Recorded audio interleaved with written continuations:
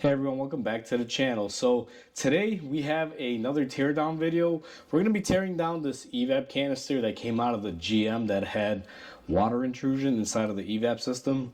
So if you're following those videos, this is, I guess, the last piece to that video. And also, if you're curious about what's inside of an evap canister, well, we're going to find out today. Also, before we begin this video, I just kind of want to add something to this. You guys can see here, before we rip this thing apart, I have gone ahead and opened it. Now, this thing is filled with fuel vapors that may still be in there, maybe even some raw fuel, so it's highly, flammable, I guess you could say, or possibly highly flammable. I wasn't able to cut into it with like a cutter or any traditional type of thing. I don't want to get heat involved on this. So what I did was I took my little hammer and my big, whatever you call this, punch or whatever, and I kind of went around it and just started breaking the plastic to get it to loosen up. Now, if this thing is not damaged from water or fuel intrusion, it should be a very fine granular, charcoal mix. If we see it's kind of like balls and like little rocks, it means water and moisture and stuff has been in there. So just to give you guys a little spoiler, when I cracked this open, a little bit of charcoal did come out because, just kind of what happens. It's not looking so good. I believe I'm going to be proved right just because of what I kind of saw come out of there. So let's go ahead and rip this open and show everyone what's inside of it.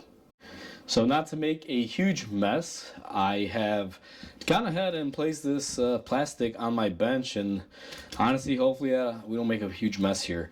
So I already have opened it up. What I'm going to do now is try to very nicely position this over. You guys can see the charcoal is starting to spill out, which is to be expected on a job like this, or when you're doing this, I can say.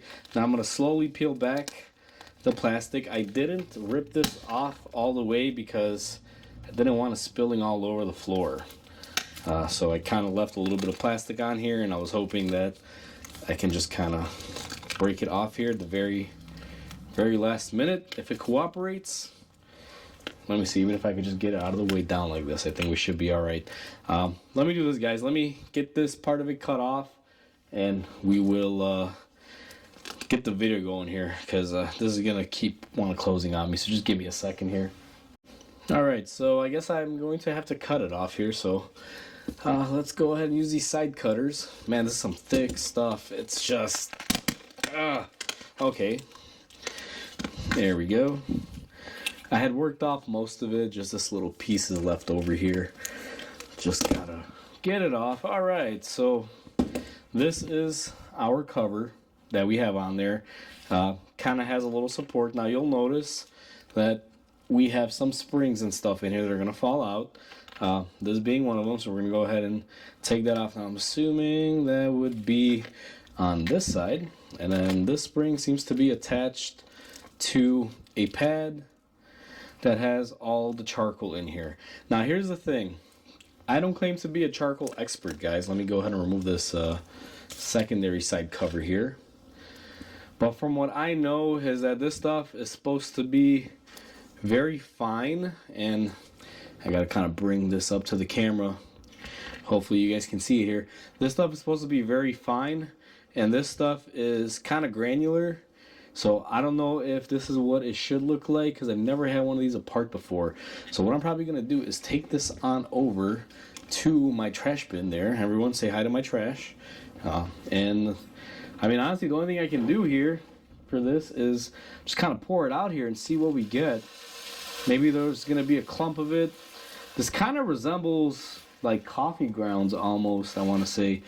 Now, I wonder if this has maybe dried up, because this job was done, I want to say, like 3 months ago, and this thing's been sitting in my shop waiting to make this video, so this may be fully dried up by now. But I'm getting a really nice stench of fuel. You can just smell it, and nothing really clumpy, guys. I'm really surprised. I thought this would be very clumpy at the very least to be able to clog it up. And I'm getting a really strong fuel odor now. I mean, this stuff is just really strong. It's packed in there. So, yep, what just happened? I think that I just dropped something in there. I might have to check the camera footage. No, nothing dropped in there. But we do have, and let me get a light here for everyone, a few items in there. So first thing that we have is, looks like a little filter. And then beyond there, looks like we have a little bit of like a pad or something, which I'm gonna try to get off here, but give me a second. I got a customer walking in. Let me go ahead and deal with that really quick, and I'll be right back with you guys. All right, everyone. So let's go ahead and get back to this. So now in here, I'm gonna use these pliers and see if I can get this off. Okay, so that part of it is not gonna come off. So what you have in here, and let me get some lighting. I apologize, this is horrible, guys. But you have those two pads. Then you have all of these little, I guess you can call them like blockers, at least on this one side. And this, to me, I think it's similar to like a one-way valve type of design. I don't know how these things primarily function, but I do know they basically suck the vapor from the gas tank or any excess vapor and store it. So the fact that we have two chambers here, I know one of these is primary and one of them is like a secondary chamber, and they do have, you know, like these little springs on them, like I showed you guys. Where this thing does some nifty things in here is just, I don't know how the system fully works when it gets to this point. There's no real schematic. So my interpretation of this is fuel vapors come in, fresh air gets in or gets vented, depending on how far along the process it goes. So that's kind of the gist of it. And the reason why I got excited earlier, and I guess I was wrong, is that when I cracked it open right here on the floor. See that little pile there? It looked very granular, so I was like, woohoo, there's going to be water in there. I'm going to find some clumps. But in reality, I mean, just charcoal. I mean, look in there, guys, just charcoal. It's kind of making some dust. I'm going to dump my trash out because I do not need the vapors in my shop. But that's kind of what we have here. I mean, not really a whole lot. Just looks like filtering mesh devices. Now this does look like it's staining to me. I do think something got in here because notice how it's light gray in here. It's kind of darker. So some sort of water had gotten in here at some point, or some sort of fuel or liquid, because you can see it's darker on one side versus the other. That would make sense to me because there really should be no moisture or water in here. This thing should be dry as a bug because it is charcoal. And just to kind of give us an idea, you can kind of see this one has a similar thing going on, but it's a lot cleaner looking than this one. And again, I don't know how these systems work. If you guys are familiar and you know how the internal mechanism of this canister is, you know, feel free to shoot me a message or comment and educate us, or link a video, because I am quite curious. As a mechanic, I rip these things off of cars and replace them when they're bad. You don't really open them up and play with them. So that's why I started doing videos like this, because if you're curious like me, you want to know what's in them, well, that's what's in them. At least we got to see that.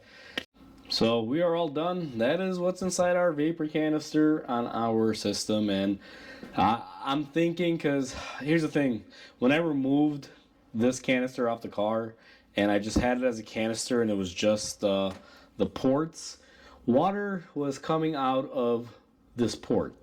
So I knew water had gotten in here because it clearly came off. But since the nature of charcoal is to take stuff and absorb it, I'm assuming it absorbed the water. The charcoal probably got wet.